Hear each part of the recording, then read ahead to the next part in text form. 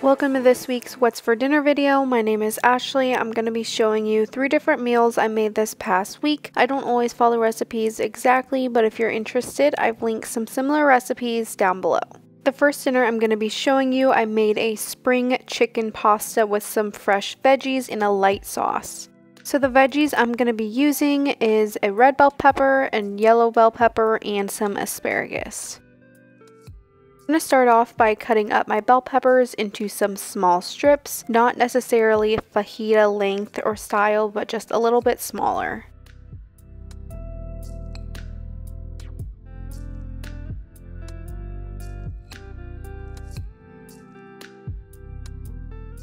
Next, I'm going to do the same thing with my yellow bell pepper. You can use any vegetables that you'd like. You can add broccoli or anything.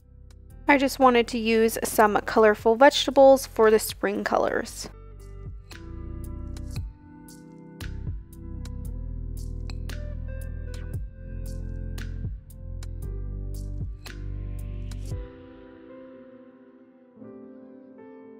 Next, I'm going to cut up my asparagus. I'm not a huge fan of asparagus, but I do like it mixed in things. So I'm just going to chop off the ends and then take the rest and kind of chop those up into even pieces.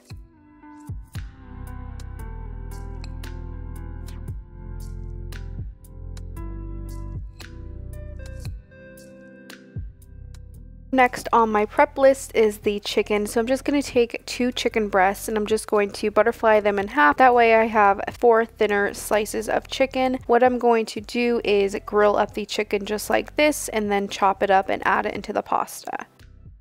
I want the chicken to have a really nice flavor, so I'm going to use my Cajun seasoning and the Montreal chicken seasoning.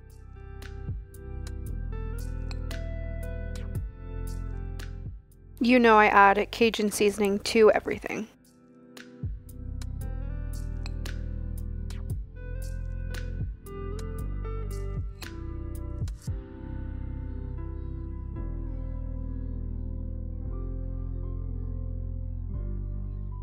Next, I'm going to work on cooking up my chicken. So to a pan, I just added a little bit of olive oil, let that heat up, and next I'm just going to place all my chicken in this pan as best as I can.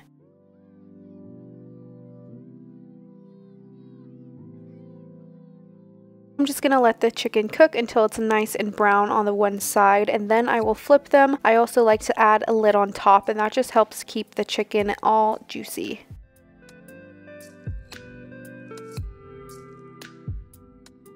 I'm just going to keep cooking and flipping until the chicken is all the way cooked through. Next, I'm going to work on the vegetables, so I just removed the chicken and left the juices and the rest of the oil. Just going to throw in my vegetable mix and let these saute up.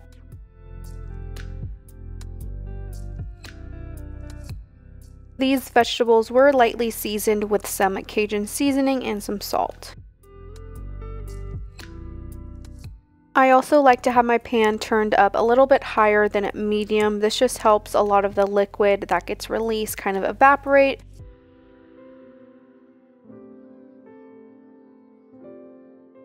Once the vegetables were nice and softened, I just removed them, and next I'm going to work on the sauce that I'm going to create. I do have 1 box of noodles cooking as well. Totally just making my own sauce. It is just a buttery garlic chicken broth sauce. I just used half a stick of butter, 2 full teaspoons of chicken bouillon powder, and I'm not exactly sure how much water that I added.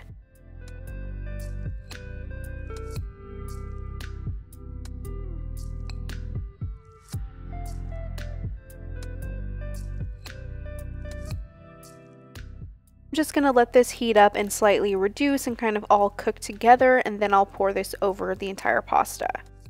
Once the ziti noodles were drained, I went ahead and added them back to the pot. Next, I'm just going to throw in the vegetables and the chicken, and first just toss those together.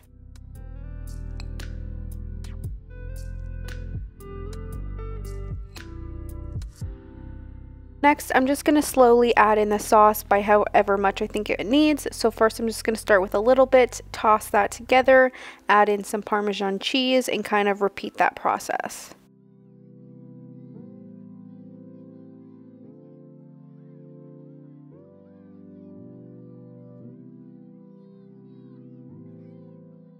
The sauce does get absorbed by the noodles, the chicken, and the veggies, so I would just add a little bit at a time.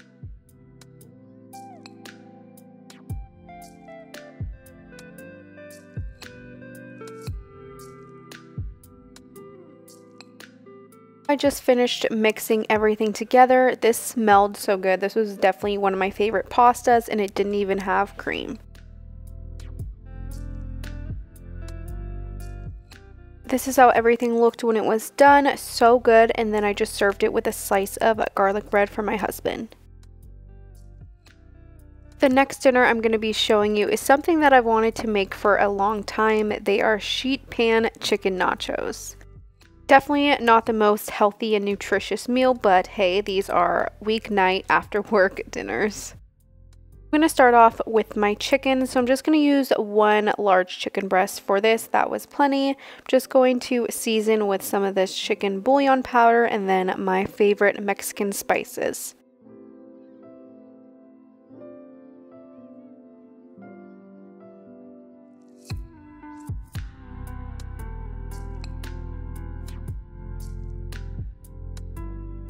Once both sides were nice and seasoned, I just went ahead and grilled this up in my always pan with a little bit of olive oil.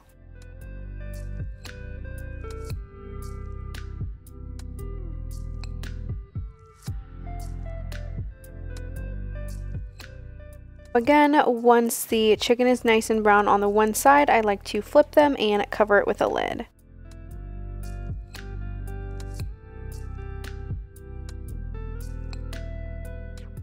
And of course, you can't have nachos without some homemade guacamole, so I'm just going to mash up some avocado. I just add some salt, onion powder, and pepper to this.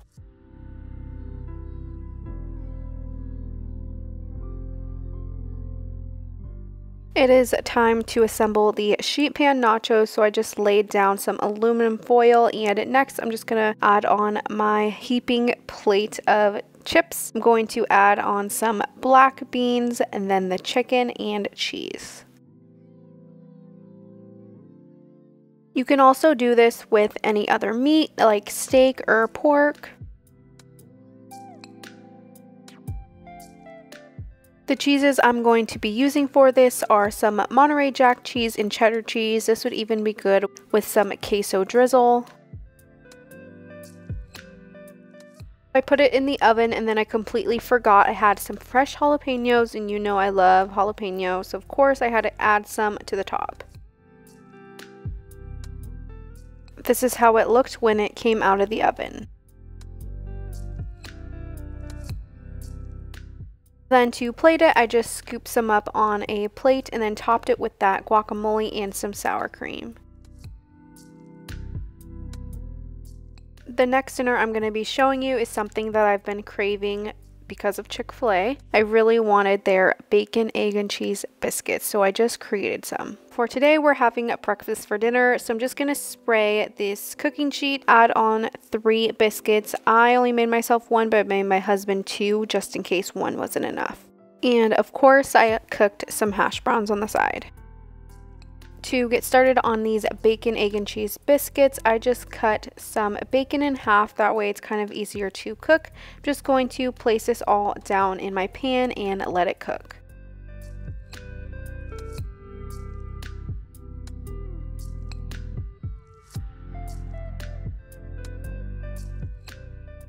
The smell of bacon cooking at night totally beats the smell of it in the morning. I'm just going to let it cook up until it's nice and brown and crispy, and then I'll remove it to a paper towel.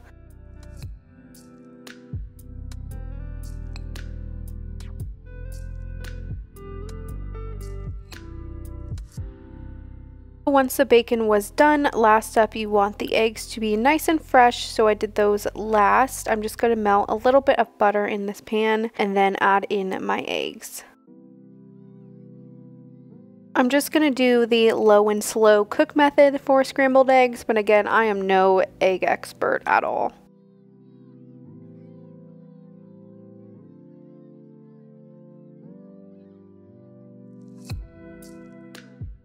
If you have a specific way that you absolutely love to do your scrambled eggs, please let me know. I am open to anything.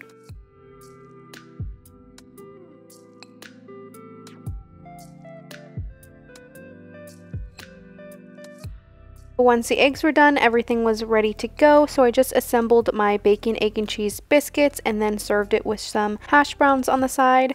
Thank you so much for watching this week's What's for Dinner video. Make sure you come back next week for another one.